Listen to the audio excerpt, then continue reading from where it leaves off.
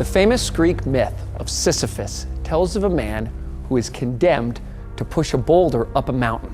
When he reaches the peak, the stone rolls back down and he has to start pushing it up the mountain all over again, every day for eternity.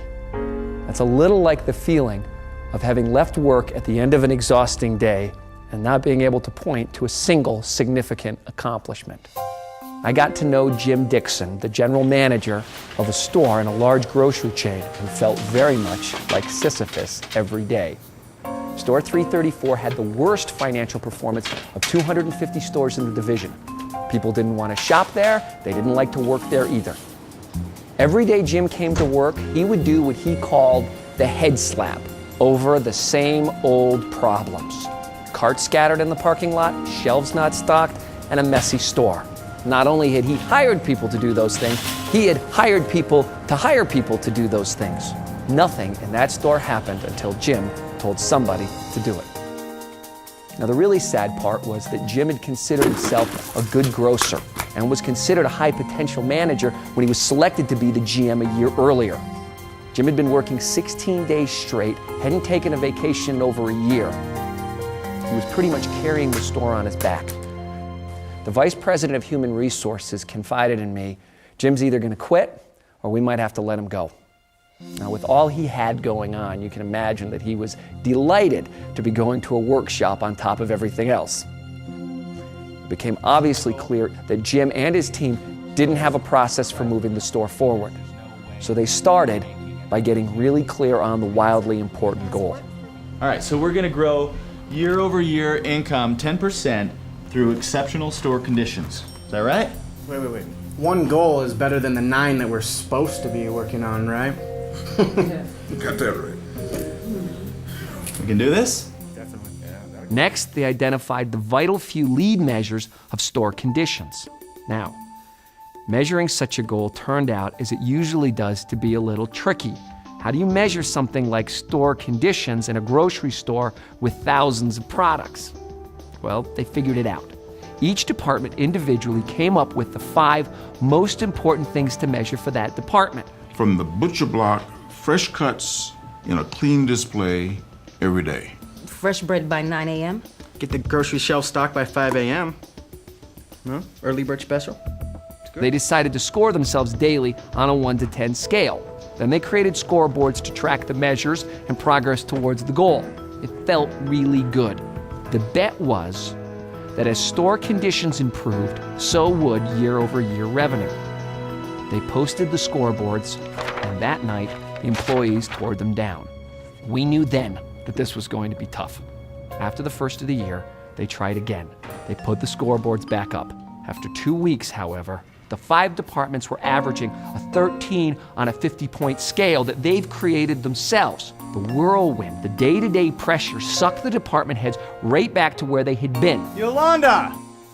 Sisyphus was alive and well. Despite the scoreboards, nothing had really changed in the store. I'm just too busy to worry about that. I've got a large catering order, and that'll take all day. And I gotta do something about inventory because I'm about to run out, and I'm understaffed. There's just no time. Despite all the work that had been done, there was no cadence of accountability. There was no regular weekly accounting to say, here's what I did last week, here's what I'm gonna do this week to move that score.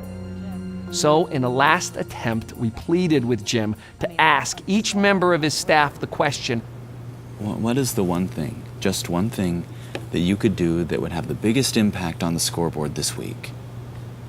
You want me to choose? Yeah. I guess I could get the back room cleaned out. Okay. And how would that help things? Well, it's kind of cluttered. I mean, I've got a lot of extra racks and a variety of things out on the floor. If I can get the back room cleaned up and move all those things off the floor, it'll look better. Great. You just schedule some time and let me know if you need any help. Just that one thing, Yolanda. Okay, Ted, what is the one thing that you can do that would have the biggest impact on the scoreboard this week? I have the big promotion this week. so I've been focused on the lobster special. Okay, and that's great. You should be doing that because that's important. But how is that going to move the score? Oh, well, I see where you're going. Well, Bobby's been here for 3 weeks, and he doesn't know how to set up in the morning yet, so I'll get him trained. Okay, I appreciate that. It's perfect. Okay. Was Jim micromanaging now? No. They were choosing. He had been micromanaging, and not because he wanted to be an overbearing or a controlling boss, but because he didn't know what else to do. So Jim's staff started meeting every week around the scoreboard, committing to each other to do just one thing to move the score and reporting on the prior week's commitments. It took about 10 weeks, but the scores went up. As the team started working in a rhythm and a cadence of accountability to each other, the revenue numbers began to climb and the store changed. Jim's team moved their total score from a 13 to a 38 on the 50-point scale. Store 334, the worst performing store out of 250 stores, went on to outproduce the rest of their zone in year-over-year sales. We were surprised at how quickly store sales responded to an improvement in store conditions. We were even more surprised at the change in morale when Jim's team started feeling like they were winning. This process not only changed store performance, but Jim's career.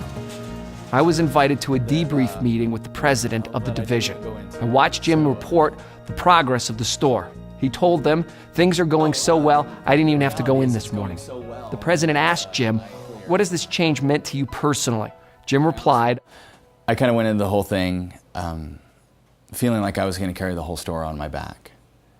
And I was just going to ride it out until I got a transfer. And, well, now you can leave me there as long as you want. In the end, it turned out that they were right about Jim. He really was a high potential manager. Deep down, everyone wants to win. Everyone wants to contribute to a goal that really matters. It is so disheartening to push and push day in and day out and wonder if you're making a difference. The people at Store 334 learned that disciplined execution can make all the difference. The difference between just pushing that rock up the hill forever or taking it over the top. The freedom is in the discipline.